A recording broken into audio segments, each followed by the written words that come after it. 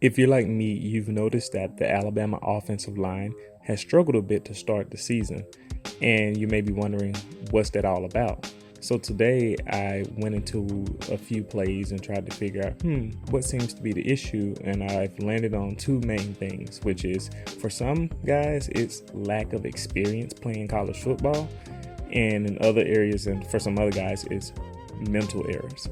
And so I'm going to show you that in 3 plays that I'm going to analyze, and I'm going to jump right into it actually.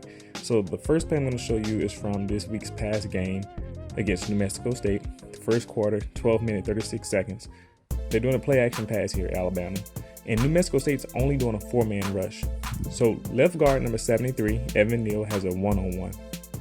At the snap, he seems to be playing at a relatively low pad level. That's good.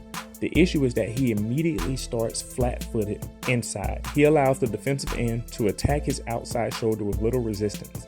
He didn't shuffle his feet over there. He simply tried to lunge at him and failed miserably. He fell forward and hit the ground as the defensive end gets past him. This all happened before Tua could turn around again for the play action. This is a great way to get your quarterback hurt or hit. Too slow out of his stance and no feet movement. He has to slide in front of that rusher and make sure that he's cutting off the path to the QB and force that rusher to do something different. Otherwise, this is the result you're going to get every time. So immediately we go into the next play. First quarter, 10 minutes, 55 second mark. This is a 3rd and 7. New Mexico State only rushes 5 people here, so at the most it's like one-on-one. They do a couple of stunts, so they're trying to create some pressure with some movement here. The defensive tackle, number 10, who plays defensive end as well, crashes into the left side of the O-line, so he's kind of the distraction here for the stunt. And Evan Neal helps. That's good. The problem occurs when he does not let go of the block. When you help, you're only supposed to help for like a second or two and immediately cut off the lane to the quarterback in your gap.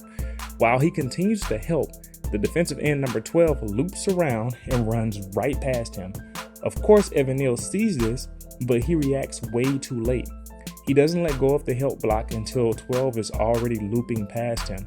There is no way for him to slide in front of this rusher in time, and the rusher gets a free run at Tua Tagovailoa. And luckily, Tua is just a magician sometimes. He's able to just complete passes when he probably shouldn't be able to.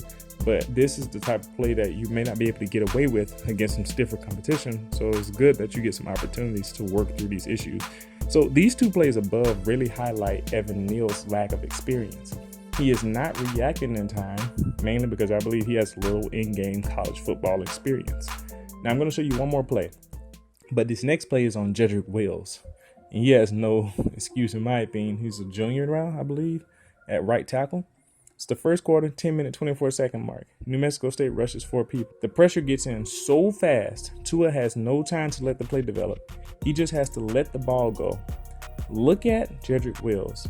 At the snap, the defensive line slants to their right, which is the O-line's left.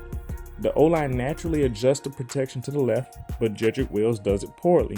Instead of sliding left, he sticks his feet down and lunges left at the defensive end number 10, who's created a lot of havoc. This guy needs to get a game ball or something. Now, Jedrick Wills is off balance. 10 knows this and responds with the counter spin outside. And watch what happens to Jedrick Wills' balance. He slips a bit and recovers, but it is too late. If he wasn't lunging, he could have slid back right and met the spin or at least slowed him down. The sad part is that a little bit later, the defensive end got him with the opposite spin move to the inside. So Jedrick Wills just couldn't catch a break this day. So overall, Alabama has some kinks to work out in order to keep Tua upright and give him time to make his reads and go through his progressions. Because these type of mental errors and this type of lack of experience will lead to some sacks and some hits that you don't want your quarterback to take down the road if they don't get it sorted out. But luckily, this is not a lack of ability for these offensive linemen. This just seems to be some things that they need to correct and that they can get past if they take in the coaching and they're able to get past these mental errors. So I'm pretty sure that Deontay Brown, who's suspended for the first 4 games of the year, will be a welcome addition to the offensive line when he's able to play again, because I think a lot of these issues will clear up when he's able to be in the game and supplement his experience. So, do you agree with me? Do you see the things that I see when it comes to this Alabama offensive line?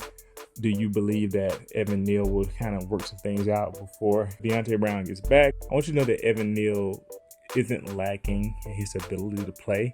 It's just that he's definitely a freshman, and it shows, and he's going to have to work through these things. Now, Jedrick Wills, he's just going to have to get better. But that's what I see so far. We'll see how Alabama does against South Carolina, and team is moving forward. So there's a little bit of optimism to be had in what we've seen so far. Hopefully I'll bring you some more analysis soon. Leave some suggestions if you like in the comments, and let me know what you think about the Alabama offensive line for this year and what that means for Tua. I'll see you next time.